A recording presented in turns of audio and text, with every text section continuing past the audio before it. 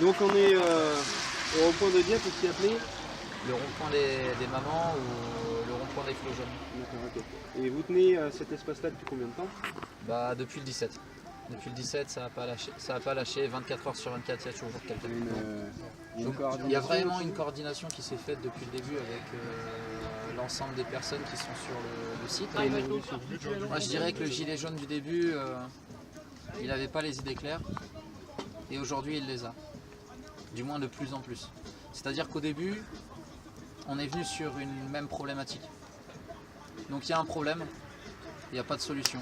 Donc on a un problème, on n'a pas de revendication, mais on est là, on dit il y a un problème de pouvoir d'achat. Ça c'était le premier problème. Et on se dit putain il y a un problème de pouvoir d'achat, on en a marre, on se fait racketter fiscalement. Et c'est pour ça que tout le monde s'est mobilisé. Parce que c'est un gros problème du gouvernement et ce qu'on peut poser comme question aux Gilets jaunes, la plupart des personnes disent bah oui mais il n'y a pas de porte-parole, il n'y a pas de tête.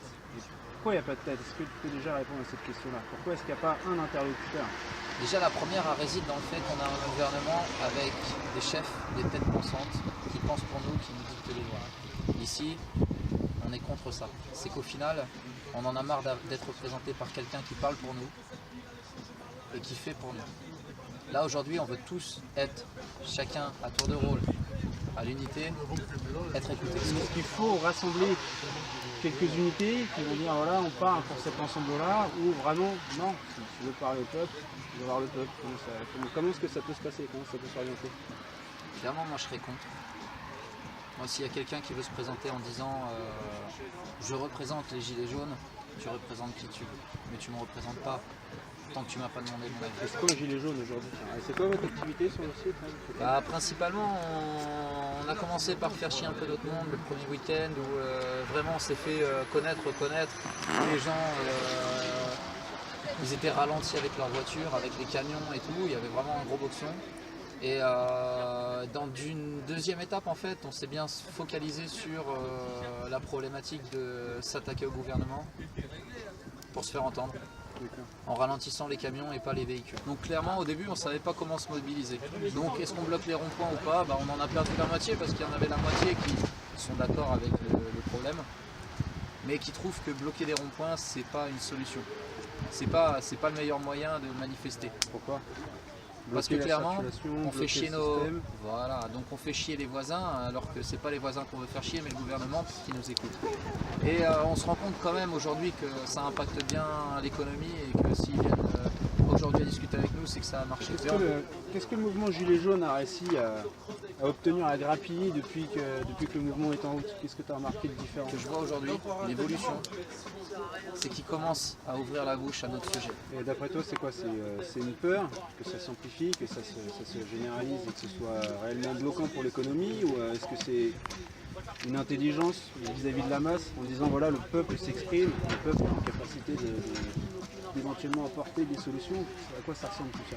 Pourquoi ils reviennent vers nous? Pourquoi ils commencent à essayer de négocier? Parce que clairement ils ont compris que on leur faisait tort avec tout ce qui s'est passé tous les samedis à Paris. Donc on est menaçant envers eux. C'est la première chose. On est menaçant physiquement et on est menaçant économiquement parlant. On impacte énormément l'économie et ça les fait chier. Donc là aujourd'hui ils sont obligés d'intervenir pour ces raisons-là. Pas parce qu'ils ont envie d'écouter le peuple. Parce que quand on demande au gouvernement de mettre en place un système de communication où on écouterait individuellement parlant tous les membres de ce pays, tous les citoyens, ils veulent pas. Ils veulent un représentant, ils veulent parler à un représentant, ils veulent pas parler à tout le monde. Tu parles de quoi? Tu parles d'un référendum? Tu parles de plusieurs référendums? À chaque fois qu'il y a une loi, il y a un problème, on fait quoi? Disons même, faire la même chose qu'on est en train de faire, qu'on a fait ce week-end, créer un sondage et demander à chacun des citoyens de donner son avis. Ils veulent pas. Ils veulent pas ouvrir les bureaux de vote pour demander à toutes les personnes, non pas par vote, mais au moins en répondant à un sondage, ce que veulent les gens. On leur demande pas, on veut un représentant, on veut une tête. Mais nous on veut pas une tête, on veut pas un messager. On veut qu'ils écoutent tout le monde. C'est ça la finalité au fait que toi en tant que gilet jaune tu souhaites obtenir. C'est là où je vois une évolution dans le mouvement des Gilets jaunes et une évolution au sein des Gilets jaunes, c'est qu'aujourd'hui on a trouvé une solution.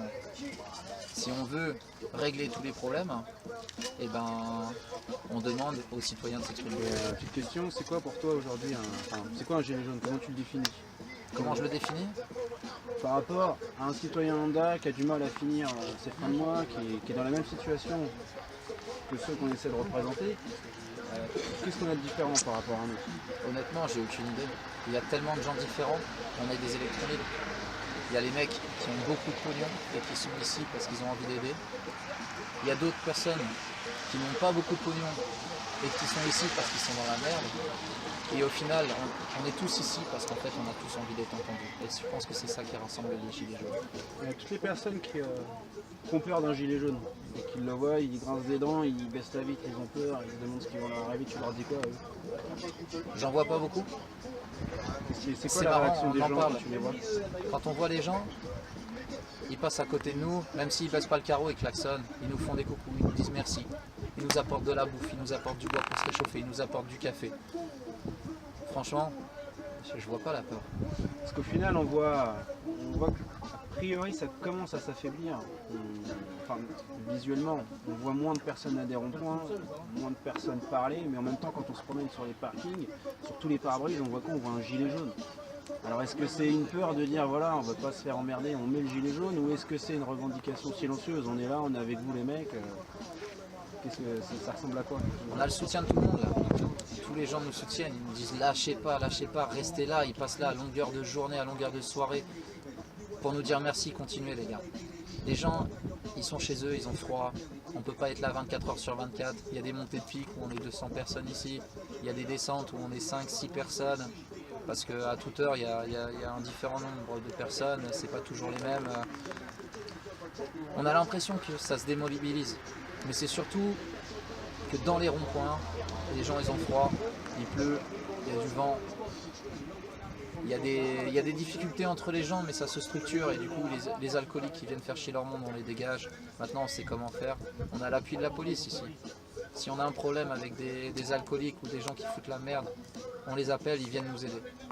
Parce qu'ils sont là pour nous soutenir, parce qu'ils protègent leur peuple. Clairement, on pense que ça se démobilise, mais j'y pense pas. On a peut-être des gens qui pensent que bloquer les ronds-points, c'est plus ou moins contre-productif, mais quand ils verront les chiffres, ils comprendront que c'est important. Paris, ça représente quoi pour un gilet jaune? Pourquoi est-ce qu'on monte à Paris quand on est gilet jaune? Pourquoi est-ce qu'on éprouve le besoin d'un acte 1, d'un acte 2, d'un acte 3, d'un acte encore et encore? Pourquoi tous ces actes et pourquoi on monte toujours là-haut? Pourquoi c'est là-haut que ça se passe? Et pourquoi à Dieppe on a l'impression de ne pas être entendu, de ne pas être vu? Pourquoi il faut toujours taper là-haut? Est-ce que tu as des réponses à donner à ça? J'ai pas eu l'occasion de dire ça tout à l'heure, mais je parle qu'en mon nom, je parle pas au nom de tout le monde. J'ai pas consulté tout le monde avant de dire ce que je suis en train de dire. Donc là, je pourrais pas parler au nom de tous les gilets jaunes, mais au nom de moi-même. Je pense qu'il y a besoin de faire peur pour être entendu. Et ça le prouve. Et pour faire peur, il faut monter à Paris. Pour faire peur, c'est dommage. Ça passe un peu par la violence, par les cris. Et ben clairement, quand l'ONU dit qu'il y a un problème et qu'on ne respecte pas les droits de l'homme, quand je vois qu'on est en dictature et pas dans une... Pardon, on est dans une dictature, une monarchie et pas du tout dans une démocratie, je me dis mais putain c'est bien, c'est normal qu'on ait besoin de passer par les actes 1, 2, 3, 4 pour se faire entendre en faisant du bruit. Parce que clairement si on ne se laissait pas entendre pendant ces journées-là, on n'entendrait pas parler de nous. On essaierait dans les coins de nous délocaliser, de nous faire déchanter, en venant comme vendredi dernier ici, en envoyant un escadron, nous demander de démonter les cabanes et de partir d'ici si on ne veut pas avoir une amende de 1 500 € par personne. C'était très pacifique. De toute façon, on savait déjà qu'ils allaient venir, on avait déjà préparé, on avait déjà commencé à démonter, ils sont repartis, tout a été pacifique. On a été au rond-point à 50 mètres un peu plus loin, on est revenu et quand on est revenu, on a reconstruit les cabanes, ils sont partis, c'est pas grave. Mais ça va durer combien de temps ça? Ils reviennent, on refait, ils reviennent. Aussi longtemps qu'il faudra pour être entendu. Je Je pense qu'il y aura un Noël gilet jaune, on a T'es déjà prêt à prévu monter le repas. là-haut? On a déjà prévu le repas. Ramener la dinde et tout. Exactement, on a déjà choisi le menu. Et je suis sérieux. Non, clairement, je pense que ce sera peut-être pas Paris, mais il faut ouvrir les portes. Et clairement, c'est ce qu'on a vu ce week-end. C'était pas que à Paris, c'était dans toutes les préfectures. L'idée, ce serait, si on a envie de passer un message aux autres pour éviter qu'ils se fassent tabasser, si on peut dire le mot clairement, ça fait des belles images, mais peut-être délocaliser, comme tu dis, et puis arrêter de trop centraliser sur cette tête-là, sur Paris. C'est ça. C'est exactement ça. Montrer qu'on est entendu et pas que à Paris. Là, aujourd'hui, on a fait peur à Paris. On a vu des grosses enseignes fermer leurs portes un samedi pendant un mois de Noël. C'est qu'on a fait peur. C'est dommage, hein, c'est pas le but. Le but, c'est pas de casser ou de quoi que ce soit. Le but, c'est d'être entendu. Sauf que pour être entendu, il faut faire du bruit. Donc on y va étape par étape, on se tire pas une balle dans les pieds, mais on avance et on voit qu'on est entendu. Parce que là, on commence à entendre quelques politiciens parler de communication et d'outils de communication comme le référendum d'initiative citoyenne. Vous sentez des faiblesses politiques qui commencent à arriver. Parce qu'au tout début, que ce soit les médias, que ce soit la politique, il n'y avait absolument aucune prise de conscience de l'ampleur que pouvait avoir la suite du mouvement. C'était prévisible ça d'après toi? Ils ne l'ont pas prévu de cette façon-là. Mais je pense pas. Ils s'attendaient à ce que ça s'étouffe, ils ont tout essayé. Ils cherchaient des têtes en fait, c'est ça aussi?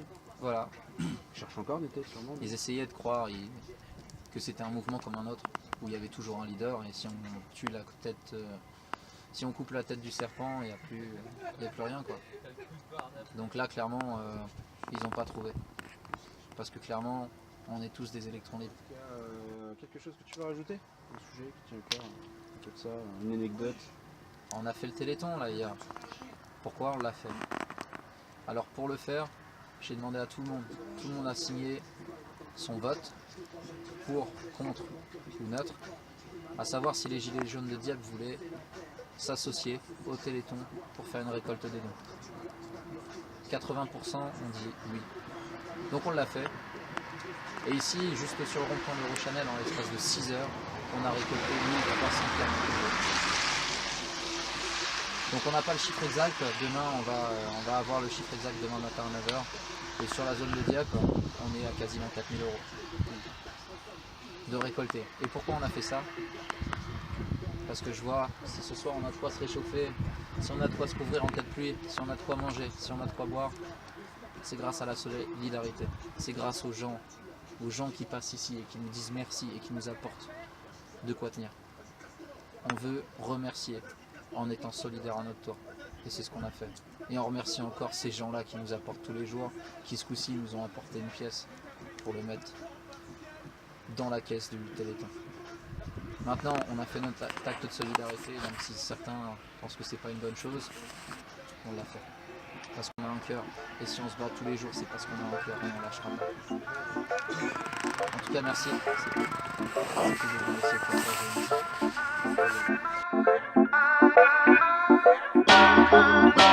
The road will be narrow till the moon gets yellow. Bag of lines will have no use. Said the people already choose. Sharpen your arrow through and wake up tomorrow. Ready for trouble, we're gonna struggle. Nation never say so. Resistance, everyone I know now. Governmental lie. I see the slopping and say so. Babylon I run down. See the stone is rolling and rolling. Resistance, everyone I know now. President I lie. I see the storm and I say so. A change is coming, yes.